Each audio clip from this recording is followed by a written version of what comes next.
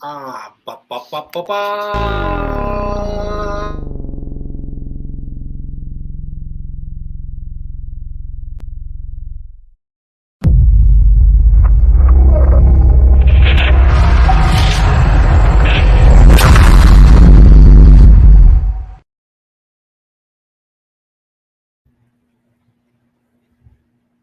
This is COFOH Live Undead. I am your host, Daniel Crosier, and I am joined by the amazing Travis Bundy.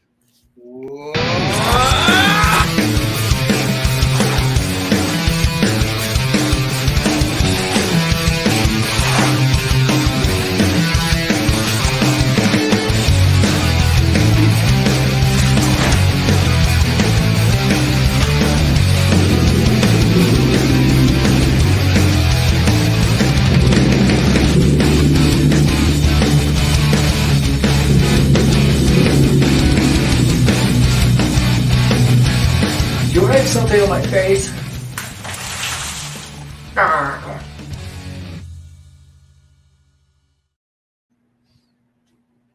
Travis, how are you, sir? I'm great. Thanks for having me on. Yes, it's great to see you. It's been a few years, but I think we met like something like 12 years ago in Seattle, doing comic books projects and stuff together. And, the early days of Creator's Edge. Oh, that's right. Yeah. You were one of the founders of that imprint, and now you've moved on to doing all kinds of cool art projects and horror related stuff. Yeah, if you could tell everybody a little bit about yourself, where you come from, and how you got into horror arts. Okay, cool. Well, I grew up in Tacoma, Washington, and in the 80s, and there wasn't a whole lot to do as a kid, and I was a nerd and normal kid that didn't really get out that much. So video stores were my church, and the horror section was where my first love. And in the 80s, your parents are like, okay, as long as this doesn't give you nightmares, you can rent all the R-rated movies you want. So I would just go there, and I would just every weird film I could watch, from old stuff to brand new. It was just, horror was where it was at. And as a young kid, I remember looking up at like movie posters, like for like the Goonies and for like the Dark Crystal, and just realizing that somebody drew that. It's like somebody created an entire story in one piece of art. And I've always been an artsy kid. Like I've always drawn. Ever since I could hold a crayon, I've been drawing. And eventually that just got to a point where I was like, I want to make my own posters, and I want to make them for movies that I loved, that don't get a whole lot of love, that maybe had a really crap poster to begin with. And so I'm going to make because at some point the studios just stopped caring about movie art. Right. So I want to show some love to those movies that didn't really get any love. And it ramped up about 7 years ago when I got in league with a local Tacoma, like it's one of the oldest theaters in Tacoma. It's called the Blue Mouse. It's just a little small one-screen theater up on Proctor in that district of the north end of Tacoma, and they have a thing called Friday Night Frights, where the third Friday of every month they would do like a cult horror film. Nice. And they started slow. They would just build, it was a real small community, but a very dedicated community of locals and people who would travel from Seattle and the surrounding areas to go there, because, there weren't a lot of places doing that. So the guy who ran it started really wanting to get his own posters, kind of a la the Alamo Draft House. Oh, cool. Right. And so he reached out to me, and I think we did the last count, I've done 18 of those posters. Nice. We started finding other artists and bringing them on board, and now I'm essentially the art director for Friday Night Frights. And I help all the artists make sure they get done on time, because now the place has made it so that we can put a big poster, like a big 24 by 36 or 27 by 40 actually, out front and advertise the week before. So now local artists are getting their love of movies actually like seen in like a real way. And Nice. it's nice. It's a fun atmosphere. Everybody comes and just hangs out, and it's like a punk rock show, but we all yell at a movie. Yeah, that's so cool. Yeah, it seems like in the last 20 years, so much movie posters have just gone to like digital Photoshop, kind of dribble. Yep. How many heads can you just like, kind of, like ethereally just, hover in there, just like what little character posters can you have as opposed to the actual handcrafted artistry? I mean, you and I grew up with like Drew Struzan. Amsel and all those guys. I mean, just it breaks my heart to see that, these studios have basically just started going, well, we're not selling a movie, we're selling this actor.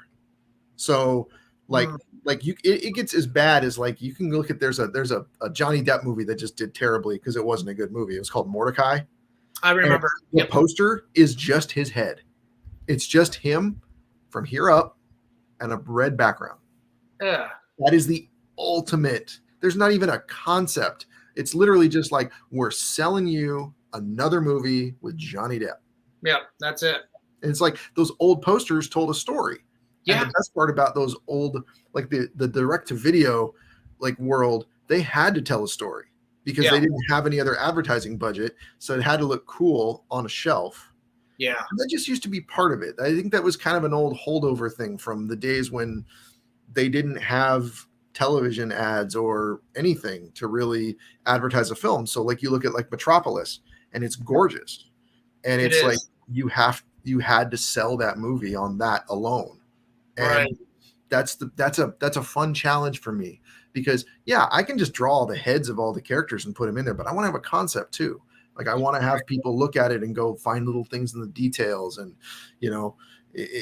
tell a story and kind of hint at what, but not tell the entire story.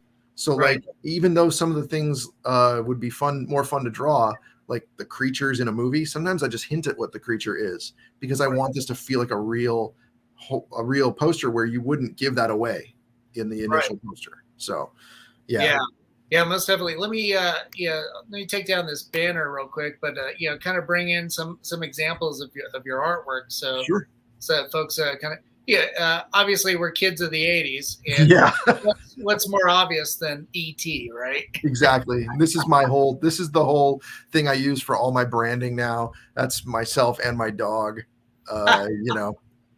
Just because not only am I a horror fan and but I'm a pug person.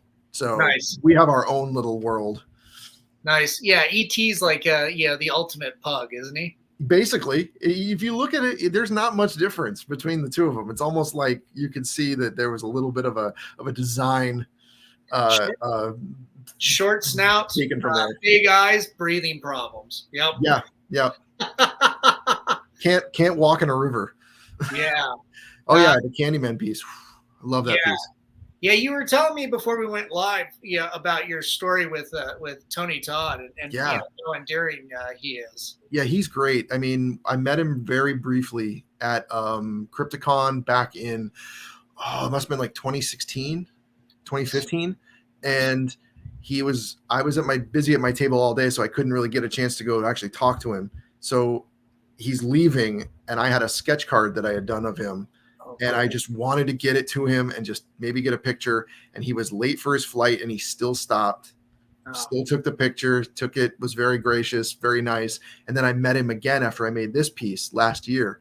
And he is the genuine article. He really cares. He really loves it. And it's nice when the people go, we would really like to get this art so we can sell it at, like, what would it take to sell this at shows? And my standing offer is free.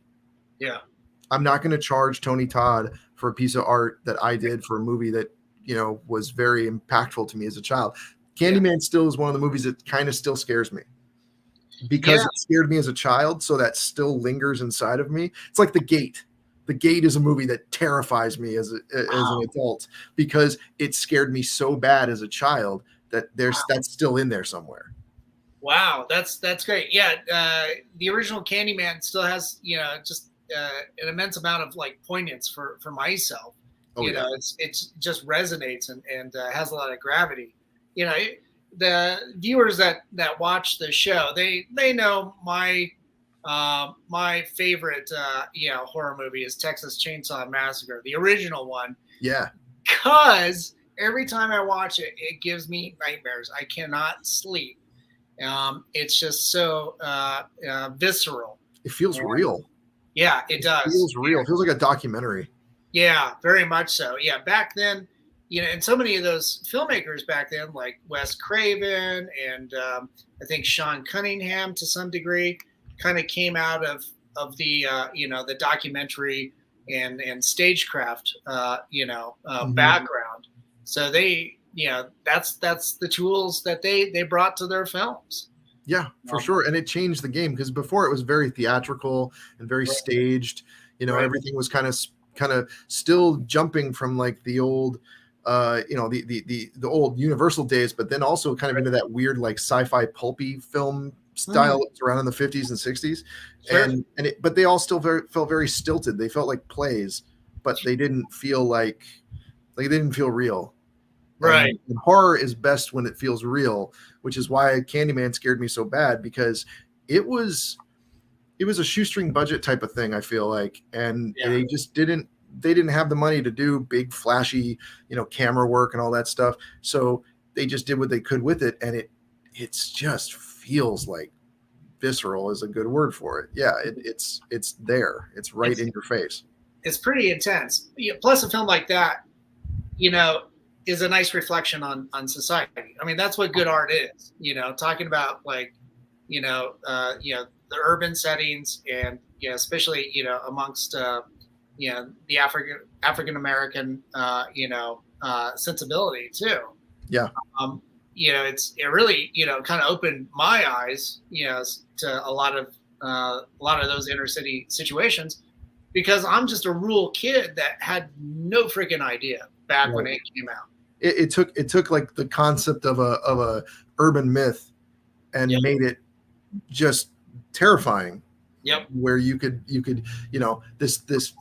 this thing that lurked in your mind could come kill you. Yeah.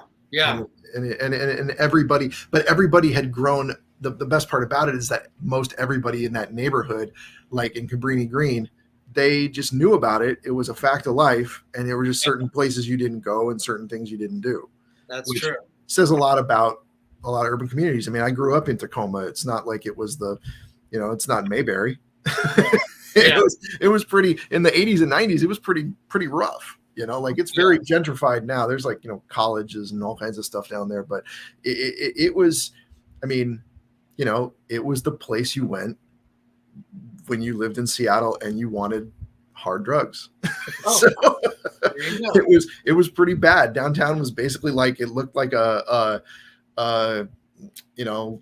like a Dawn of the Dead film or something. Yeah. Most times there's just no businesses down there, just newspapers floating in the wind, Wow. It was pretty derelict. Yeah. Yeah. That definitely paints a picture. Well, it's the 80s too. So, you do cocaine like an adult. Yeah. Oh man. I want to bring up, some more of your artwork too. Sure. So let me, go back to some of that. One that I'm a huge fan of the Rocky Horror Picture Show. So obviously this just grabs me. I love Tim Curry. I think he's phenomenal, and every movie that he's able to be front and center, like Lord of Darkness and Legend. I mean, I consider that one to be a horror fantasy. Oh, it is 100%. Yeah, not just a fantasy. I mean, Jesus Christ, it's a goth love letter. Yes. That movie is, between her dress and just the overall tone of that film. I mean, every creature is like, if you saw Meg Mucklebones in any other movie, it would be a horror film. Right. Yeah, very much so. Swamp Witch character is so perfect. And in the American cut, they basically just, she's in it for maybe not even 5 minutes. Right. There's so much more to that character that was in the European cut, and that's the one that I typically watch with. It's hard because that's one of those films where like, okay, you see like the American version, then you see like a European version or like the director's cut, and you're like, oh, one is far superior. Well, Right. the European version doesn't have the Tangerine Dream soundtrack, Right. which to me as a kid growing up, that was a whole other character. Like that's part of that movie is watching that, listening to that Tangerine Dream soundtrack. And so listening, Jerry Goldsmith did a great job with that that script, that score, but it's still not Tangerine Dream. So I like the fact that they kept more in and it has a better flow of the story. But if I just want to turn my brain off and feel like I'm, a kid again, I watched the American version. Nice. Yeah. That's cool. Yeah. With Rocky Horror, Picture Show, I mean, that launched, Tim Curry's career, certainly, helped elevate Susan Sarandon's, career. She had already been doing a number of films, but even though this is like the midnight movie, cult classic musical, like this is my entry point to musical films. Okay. Yeah. So, I mean, granted, I grew up watching the classic Wizard of Oz, but it wasn't until this, it's like, oh yeah, this is an amazing subversive art form that can be, quite edgy and play with a lot of themes that you can't really do in a without a lot of blowback immediately. Exactly. It was edgy for the time, 100%. Like this was stuff people didn't talk about. Yeah. Yeah. And this is also like, for anybody out there who hasn't seen it, highly recommend seeing it. Also, if you can, go to the live performances shows where you have audience interactions and stuff. Which is kind of funny that you bring that up because that's what this was originally made for. This poster was originally made for the 20th anniversary of the Blue Mouseketeers, who is the local Tacoma troupe. Nice. They wanted me to make, they hired me to make a poster for them. And then the original one had all their branding on it and everything. And then I just took it and made it, a regular movie one to add to my list. But the original poster still hangs in the theater that they perform in. Oh my God, that's great. It's just nice. Like it's just nice to be a part of that, to like be a part of some Tacoma tradition of 20 years, Yeah. Oh, that's awesome. Now with something like this, are you guys able to put together like a collected art book or anything like that? I've thought about it. I've had people ask me about it. The problem with it is that like when it's prints, because these are all homage pieces. These are all pieces like that. When it's collected prints like that, I wonder about the legality of it. The licensing and stuff. The licensing, because it's going into something else. When it's art, it's homage. And if somebody wants to track me down and send me a cease and desist for whatever, I'll just send them back and be like, hey, do you want the art? Yeah. You can just sell it yourself, because that's why I did it. I tend to really try to get the people involved with these things to at least kind of give them the heads up that like, hey, I'm doing this. Like I reached out to Alex Winter when I did the Freaked poster. And he got back to me and he was like, this is phenomenal. Thank you. Oh, that's cool. I'm typically not doing like, movies that I'm doing movies that need my help for the most part. If anybody's doing art of these things, I'm keeping it in the collective unconscious, and I'm really showing my true fandom by doing movies like this, The Wraith, Troll 2, it's not like I'm cutting into anybody's, revenue sources by doing that. I'm actually like keeping them alive a little bit. And art's such a great way to keep horror films in general, any genre, just in that public lexicon of art and film, but keeping that conversation alive too. Yes. It's I remember, like, I think what was it, 10 years ago, the Alamo Draft House in Littleton here, it's a suburb of Denver. they reached out to a number of local artists and specifically like comic book artists, and I was one of them, and they asked us to do some posters for special screenings, and we were, oh yeah, same thing.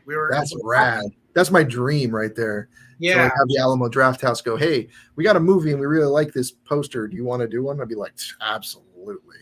Yeah. We did that for a little time, a little bit, and probably about a year. And we had, I had a fantastic troupe, so many talented people. Ken Penn, J. James McFarland, Gerard Kayahue, and like Zach Kinsella, just to name a few. If you guys are watching out there, sometimes I do. But yeah, it lasted a year because they tried to keep it local, and it was nice for a chain like that to like try and work with local artists and try and cultivate that community. But then their corporate office got wind of it, and it's like, we got Mondo in our back pocket, so we weren't sanctioned artists, so they're like, you got to use, the Mondo artists, or it's like, I reached out to Mondo a couple times, and but yeah, nice work. Yeah. Like, all right. I've done the same. I've sent them my portfolio a couple times, and it's they basically go, we'll send this to the right people, and if we have a project, we'll get a hold of you. And I'm like, okay, at least they sent up a signal flare and they know I'm there. But in a way, having the ability, that would be a nice boost, but also like it's a lot of pressure and it's a lot of red tape, and and at this point I'm kind of doing what I want to do, how I want to do it. Right. And I like the level of difficulty and the level of challenge that we put upon ourselves as artists to do that without having to add all the other hurdles of like making 10 people happy. Right. We are our biggest critics. Oh yeah. I mean, I'm bad enough.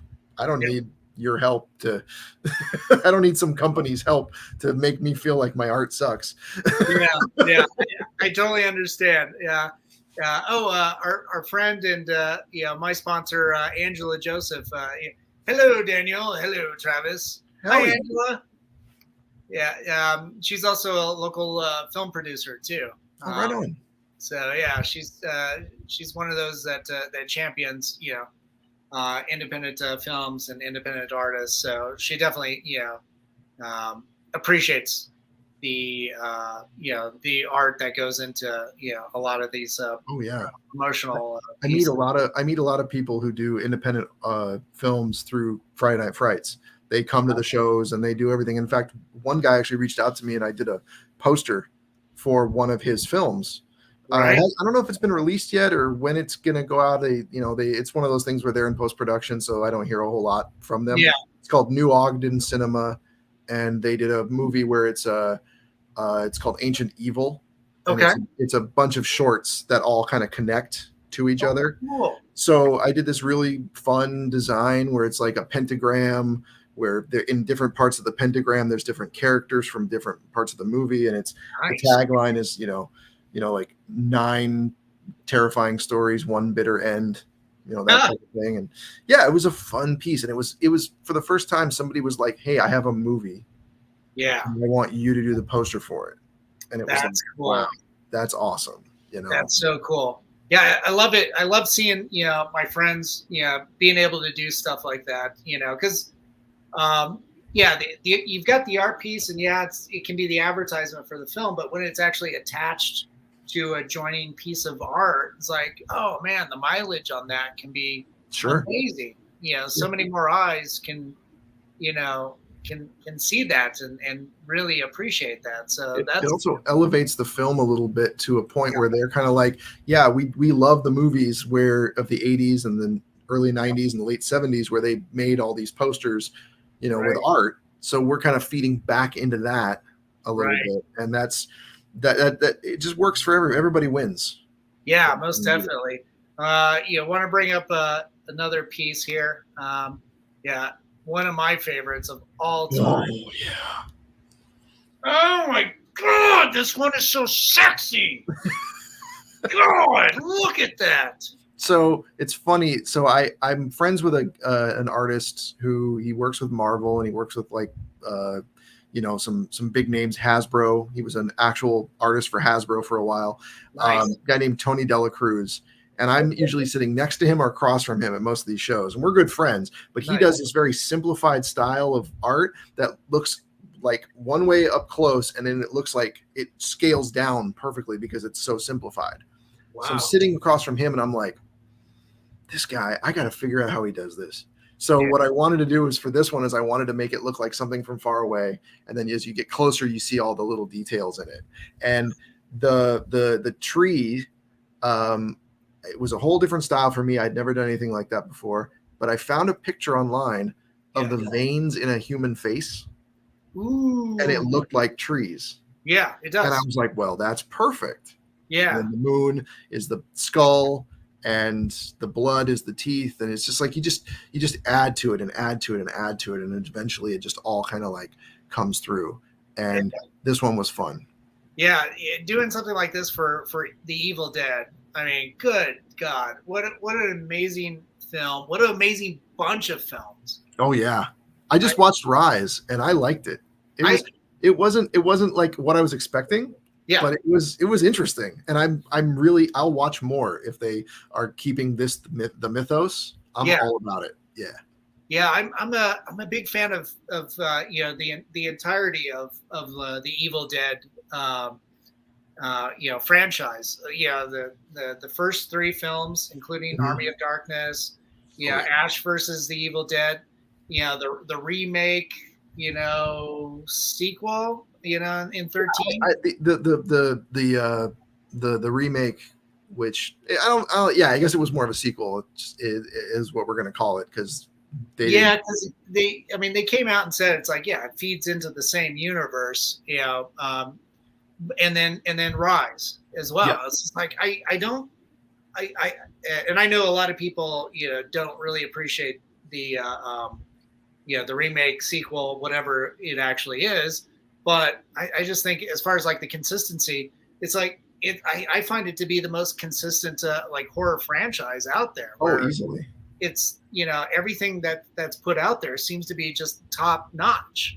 Well, they do it with love. You can tell that the people involved aren't just trying to get a dollar out of this thing. They really want to do something that is, because they love the originals, and they're love letters to them.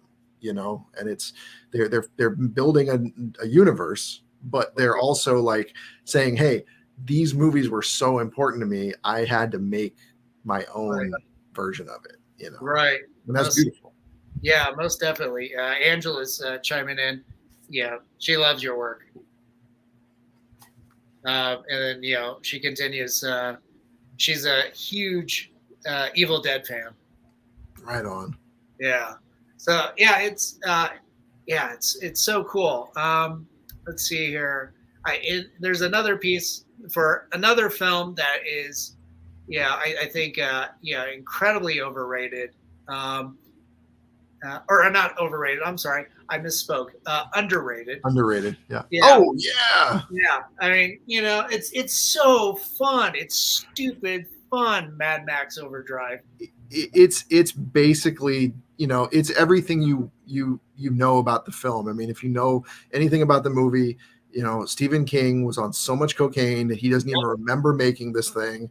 And when you know that fact, you're like, oh well, totally. And it's the movie's a vehicle for AC/DC music in a theater. Yes. It's like, that's what else you want, It's trucks, it's explosions, it's gore, it's some funny comments and some takeaways, like some you could scream at the movie again if you go to watch it. But for this poster, I'll tell you this is the one that this was for Friday Night Frights as well, and I took it as a personal challenge because I hate drawing cars and trucks. Okay, nice. Hate it. If you look in the background, there's like literally dozens of cars and trucks that I drew in the background. And I created this. I designed this. I didn't have to draw all these trucks. But I told myself, you know what? You don't like drawing trucks, so let's just break you out of that. And let's have you draw a whole bunch of trucks. Nice. Yeah, it's good to try things, outside your comfort zone. Yeah, that's a challenge as an artist, and as artists, we should be challenging ourselves all the time. When I was a kid, I thought that I looked at people like Jim Lee and Mark Silvestri, and I would go, "Oh, these guys just worked and worked and worked, and then got to like this level, and now they plateaued." And that's absolutely not true. Those guys are still pushing themselves because that's when you plateau, you kind of die as an artist. You die on the vine. You constantly be pushing yourself, and you should want to do something different and new. Right. Yeah. Angela's in agreement with us. Yes, it is one of my favorite King films, and the soundtrack from AC/DC. Wow, wow, wow. Indeed. Yeah. I think that film was my introduction to AC/DC as a kid. Mine too. One of my best friends, his brother brought that movie home, and then he went out and got Back in Black, and we listened to that ad nauseum. We just listened to that all the time as kids. We would it was like I think he got it on cassette, and then we just duped copies of it and just listened to it until they burned out. Nice. I think I was about 9 or 10 when we were doing that. So nice. Hey, cassettes are making a comeback in collector markets. Really? Yep. So it's not just vinyl; it's cassettes. I'm waiting to hear a little bit more on 8-tracks, but I'm sure there's a niche market for that too. Yeah, there's got to be. There's a niche market for everything. I mean, people still like VHS and beta.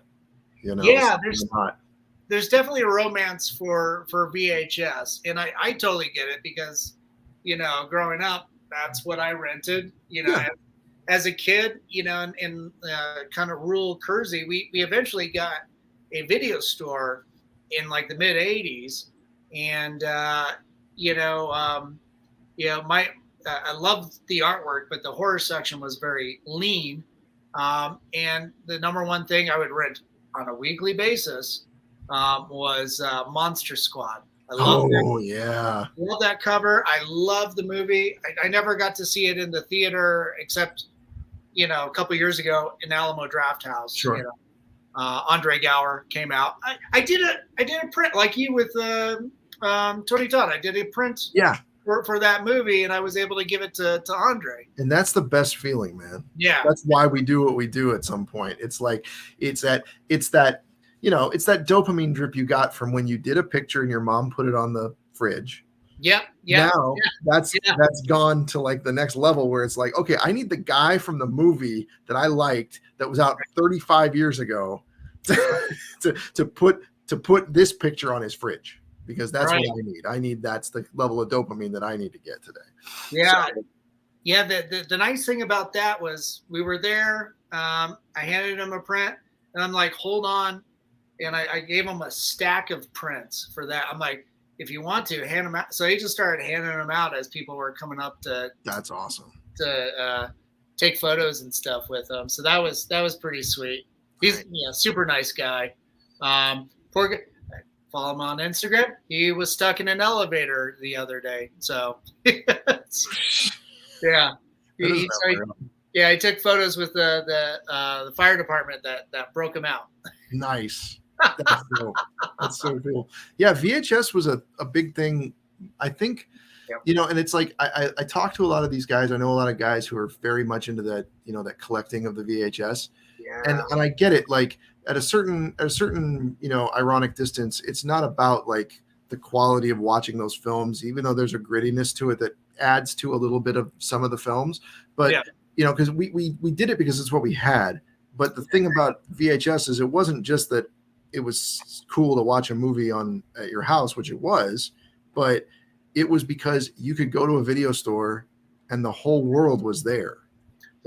It was choice, it was selection, and it was just innovation, because that was the internet of the 80s, was going to the video store and finding out what's new and deep diving and then talking to people and going, you trade them and stuff. And it was very like, and it was very one-on-one and a very personal kind of thing that you would get you would have friends for life because you both liked this same movie. Yeah, that very, very much so. That was kind of my social scene. When I was in high school, I worked at Blockbuster Video. Oh yeah. So I mean, I loved it. It was sometimes, half the times it was a headache dealing with the customers. Sure. The other half was like, you get to talk movies, man. Yeah. Yeah. I mean, that's why I like doing conventions. Yeah. I'm not casting a really wide net with, Troll 2 and the Wraith, right. and The Last Unicorn. I'm right. But I am casting a very specific net. And when those people see that, we're going to have a conversation, and it's going to be just like when I was working at a video store in college. And yeah, the pay sucks, and the every once in a while, on a busy night, you get somebody who's really mad because you ran out of copies of Titanic, and it's like you got to deal with that. But for the most part, it was sitting around talking about movies with people, putting movies on, having a employee pick section, and just I remember vividly working in a video store in college in 1997 or 98. And I'd never seen Razorback. And the guy who ran the store put that in his pick. And I was like, what is this? This is, okay, I'll look at it. And it turns out it's Russell Mulcahy directed it. It's Jaws on the Outback with a door the size of a dump truck. It's got some of the best practical effects that still hold up. Yeah. 1983. And it's Russell Mulcahy, the guy who did Highlander. Yep. And it's like the film he did right before Highlander. And it's like, wow, like all these things. And it was just like, and that's the type of thing you would get with, you miss that now with, having so much choice with streaming, and the internet is just flooded with too many things, but that brings it to a fine point, and you can just have that connection with one person who goes, you need to watch this. Yeah, very much so. When I think of like midnight cinema that comes from Australia, I think of the original Mad Max. Mm-hmm. When I think of Razorback, that's my parameters. It's I've had to at least sit down and watch Razorback with me and stuff. I love turning people on to to things that they're not exposed to, which is what good poster art really does. It does. Yeah. It gets people interested. It's like it's a taste of the story, right? And you want more, so you go see the movie. Right, most definitely. Want to bring up another one you're working on? I think this project or a continuation of this, Dance with the Dead. This is a fantastic design. Can you talk about this? Well, yeah, sure. So, Dance with the Dead is a dark synth band. It's two guys, and Justin, the guy who reached out to me, I met him at Rose City Comic-Con, and of all things, he came by and was like, he pointed out my Vamp poster, and because I'm a huge Grace Jones fan, and so I was like, well, of course I'm going to do a Vamp poster, why not? And he loved it. He loved the design. And he said, this is what we need to do more of. And he didn't know I knew who his band was. He goes, yeah, I got this little band. It's called Dance with the Dead. And I was like, wait. The Dance with the Dead. And I'm like rattling off like album names and like song titles and stuff. And he was like, okay, yeah, cool. Like, okay, we're in sync here. We're in simpatico. So he asked me to do a design for a shirt. And this was one I did last year. He wanted kind of like a techno demon theme. And that's kind of what I did. I just kind of went crazy with it. And, it's sexy devil girls. It's demons with wires and digital, binary code in the eyes. And now I'm doing a second design for their next tour, which they're starting, I believe, in the next couple months. So, yeah, it's going to be a fun one. It's like a vampire theme that I'm doing. So. Wow, that's cool. Yeah, it's a really hot design, obviously. Thank you. Yeah, it was fun. It was a lot of fun. Man, that's so cool. You kind of run the gamut, with so many of these, art for films. And you mentioned Vamp. We talked a little bit about that film. in particular before we went live, because I think you're the only one that has brought up that film starring Grace Jones as the vampire, and her costume design by the legendary Keith Haring. Yeah. Keith Haring. Yeah, it's how cool is that to bring those two talents into one horror film. Yeah, and a horror film that would spawn an entire a whole other film. It's the prototype for From Dusk Till Dawn. Right. It's vampire strippers feeding in a bar in a really crappy part of town, feeding on people who won't be missed. Right. And it's about people who go in there on accident, find out what it is, and then they have to escape. So it's a survival horror type of thing. And but aesthetically, that movie is like no other film you'll ever see. It's all neon, and it's like the most 80s thing in the world. Yep. It's like Nagel. It's like if a Nagel painting, a Patrick Nagel painting, like had a pulse and was a horror film. It's crazy. But yeah, that's a fun one to go back to, just because Grace Jones but still is. Apparently, some of my friends just saw her on tour and said that she still got it. She was just her own thing. Like she was her own genre of whatever, music, art, everything. She was kind of like part of that.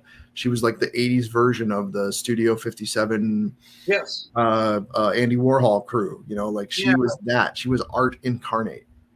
Yeah, very much so. I think her and Keith Haring would do projects together. They certainly were in the same art circles. Madonna was part of that to some extent. Grace Jones was dating Dolph Lundgren. Those pictures of them where they're nude and they're just like, they're really nice, classy. Like, you've never seen two more ripped people. In your life. It's just the picture's nothing but like shading on muscle. Like it's just it's beautiful, but it's like at the same time you're gobsmacked. You're like, wow, these people are like the two most fit people I've ever seen in my life. Nice. Yeah, very much so. I mean, they're amazing specimens. And Grace is pushing, she's in her late 70s. Yeah, she's in her 70s. And she still gets up on stage and rocks it, apparently. Yeah. So that's amazing. That kind of reminds me, like I've been seeing a number of these guys that I liked as a kid. I'm only able to see them now in person, but like Fishbone. These guys are in their 60s. They're doing fucking backflips on backflips and with a sax stack, strapped to them. I'm like, oh my god, you know. Yep. That's it. When you don't want to let it go, you make room for it. You make it happen. I mean, I went and saw about 3-4 years ago. I went and saw. It was like NoFX had this whole thing where like they were like bringing all these people around. It was a beer garden type of thing. But I went and saw, and most of them, they're kind of very stationary and they just kind of play their songs and stuff. But like Goldfinger was still jumping all around, and who else? Bad Religion. That's who I went to really see, was Bad Religion, because they were on my bucket list of being in a pit for Bad Religion, and I was like, okay, I'm 40, I'm still gonna do it. Set off the bucket list and just give myself a reason to never go back in a mosh pit again. But they were just belting them out and getting around, running around the stage. Pearl Jam does it too. It's like these guys who you would think like they could easily just cash it in. They don't have to do that. Right. And they want to keep doing it. But yeah, I would love to see Fishbone live, man. That just sounds like a trip, It's fun. Yeah, just listening to like Sunless Saturday, live. Oh God. I harken back to that, Spike Lee music video. It's like, yeah. And like the energy is just the vitality. But kind of to continue this, now that I'm just kind of bromancing on this. But like 7 years ago, I saw Iggy Pop live, and he was just turned 69, and I'm like, okay, he just did that album with Josh Holmes and some of the band members from Queens of the Stone Age, and you know, is more like kind of his lounge, like returning to his lounge phase back in like he did in the 80s when he was doing stuff with Bowie and just after Bowie. Yeah. And so I was like, okay, it's gonna be a little bit subdued. You know, he's showing his age and everything. Fuck no. You know, he comes out really nicely dressed, shirt's gone, tie's gone. He's pushing over speakers. He's cutting himself. And it's like, oh my God. He's standing and clapping and like he's still got it. Yeah. He's still going. You know, people are crowd surfing him. It was at the Ellie Culkin opera house, an opera house. So security is the youngest security person there is in their 60s. They're not expecting this way. No, they're poor them. They had no idea what they were in for. And yeah, the crowd's just eating it up. You know, he's singing every song from this new album. And but you know, it's like very loungy, but he's doing it like it's the end of the world and he's got to leave everything on stage. I was like, oh my God, this is amazing. Well, at some point it probably clicks that like who knows what your last show's going to be. He's still doing it too. I mean, I just read that Ozzy is like saying, I got to put my health first. I'm like, now you're saying you got to put your health first? Yeah. It's like, what did it take? How I want to know what the final push was for you. Right. Decide that you're going to like be, okay, yeah, I gotta slow this train down, a little bit. Yeah. But, well, kind of to bring it back to like so many of our heroes in horror films too. I mean, they're still around. They're still doing stuff. Yeah, they're the films and the projects that they're known for, is probably like 20, 30 years ago and stuff. But they're still contributing. They're still adding to that lexicon of art and content. Yeah, and they'll show up and then you've got these young directors who they basically show homage to these people by putting them in small roles in films, and you're like, oh, like Jeffrey Combs will just show up somewhere in a movie, and you're like, that's so cool. Like he hasn't been relevant to people for 2 decades. And then he just boom shows up in something, it's like, that's really cool. Like, I like that. I like that, and for, and say what you will about Rob Zombie's films. Everybody's got their opinion. I certainly do. But he, like Lords of Salem, he basically brought back all of like the best, like female horror people. And like, and he was just, let's just go crazy with it. And I was like, yeah, like that's so cool, Right. Yeah, Angela's saying, they have passion for their art and the fans. They really do. They out of all of the different, because I do regular Comic Cons too, and I've met, people from all sorts of films and comics and TV shows and stuff, and the people from horror films, they love their fans so much because of the fact that the potential of going into obscurity is so much higher for those people in those horror films, because you never knew if they were going to make another one.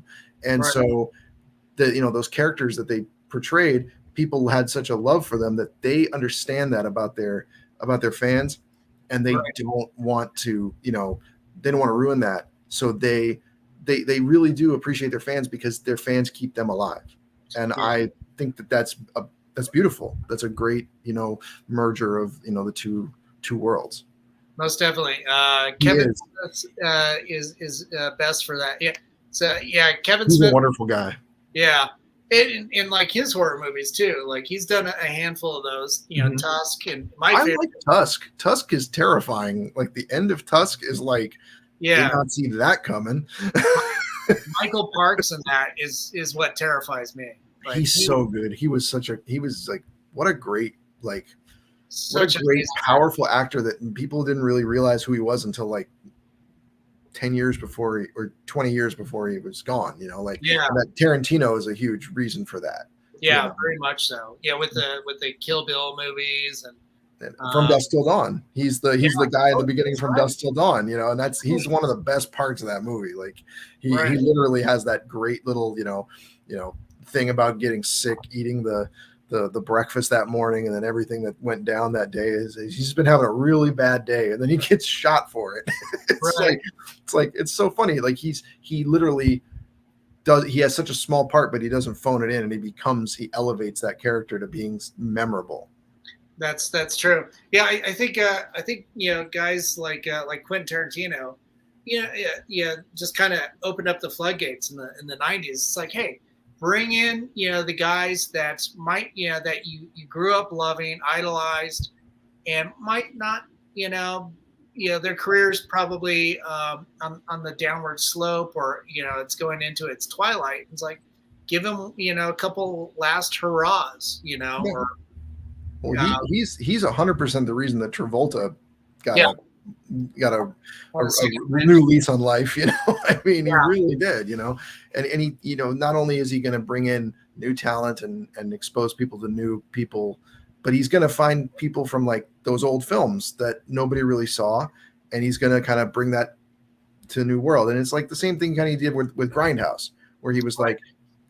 And to a degree, yes, we all knew what Grindhouse was, but the general population didn't know what Grindhouse was, and they could have fun with it, and bring it on a bigger stage. And that's why like people like he and Robert Rodriguez are perfect for that, And it's like, that's why I like Lords of Salem. I mean, I know most people really focus on zombies like Halloween films and his House of a Thousand Corpses, Devil's Rejects type of things. But for me, the fact that he had a love letter to Giallo and those old like films of like Argento and Fulci with a movie that was tonally bizarre, like Lords of Salem.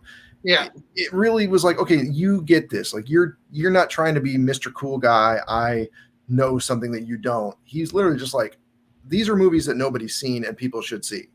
Yeah, I'm gonna make a new version and put that on a big stage.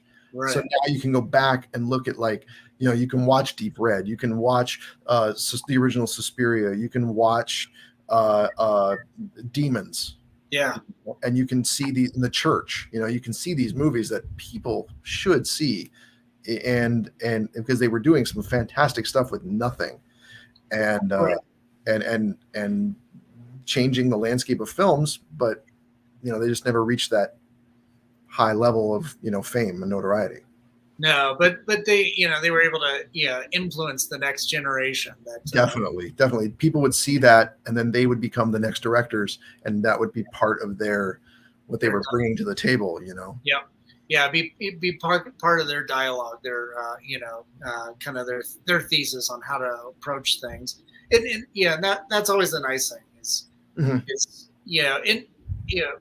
with independent, like the small guy doing the art too, you've got those limitations set in place, but because of that, I mean, the breadth of innovation is limitless. It's just, how do you use these things to get the desired effect, or okay, maybe you can't get to the desired effect. How do you change it up to make everything work together? Change the story, change the lighting, change the mood. Do something, shoot around the thing, do what, the shark wouldn't work. Right. So how do you build the tension? You just don't. Yeah. Shark. Yeah, exactly. Oh yeah. And it works. It works 99 times out of 100. You've got somebody who's clever enough to tell a story, they will still get that across. Yeah. And as a genre, like horror is just one of the most versatile platforms to do it from. And we've seen it time and time again where you can throw all the money in the world at something, and sometimes it makes it worse. Yep.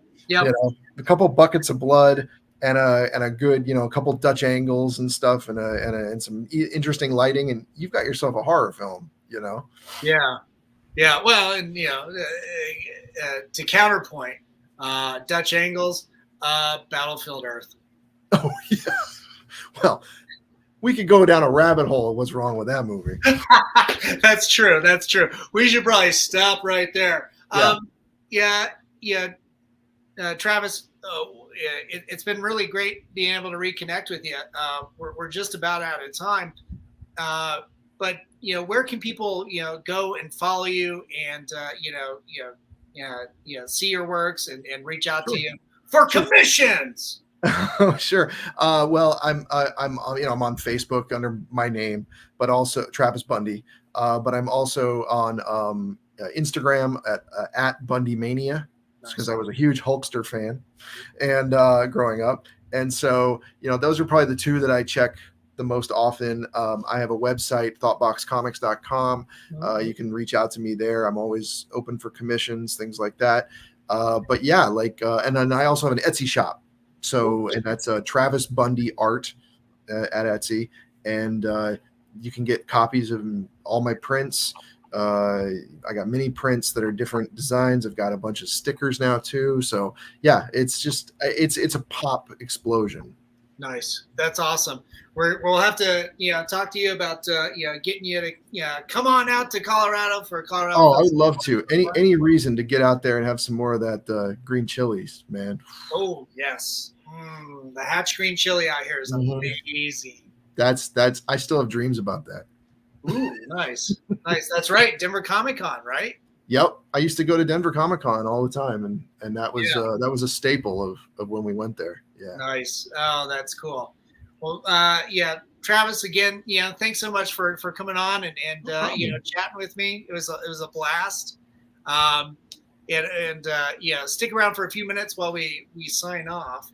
But to everybody that tuned in, thanks so much, guys. Make sure to look up Travis, follow him. Not into the bathroom, that's called stalking, but definitely online. Purchase his amazing artwork and stuff. And of course, to our sponsors, to Mutiny Information Cafe. If you're going to start a revolution, make sure you're caffeinated. And to Hellfire Entertainment, thanks so much for rebroadcasting us on your social media. And, of course, to Groovy TV and to Alien Donut Films and Angela Joseph Productions. Thanks so much, guys, for helping us out. And to my producers, Lily Fisher, Amanda Armstrong, and Stephen Santa Cruz, thanks so much, guys. And to everybody out there, be good, be kind, help each other out during tough times, and stay spooky, everyone. Have a good night.